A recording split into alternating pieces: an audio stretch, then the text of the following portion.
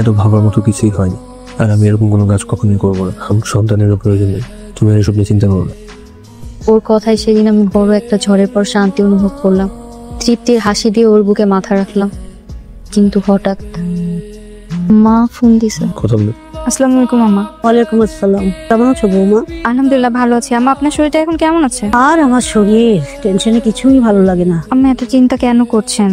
আমাদের নিয়ে চিন্তা করা লাগবে না, আমরা তো ভালো আছি।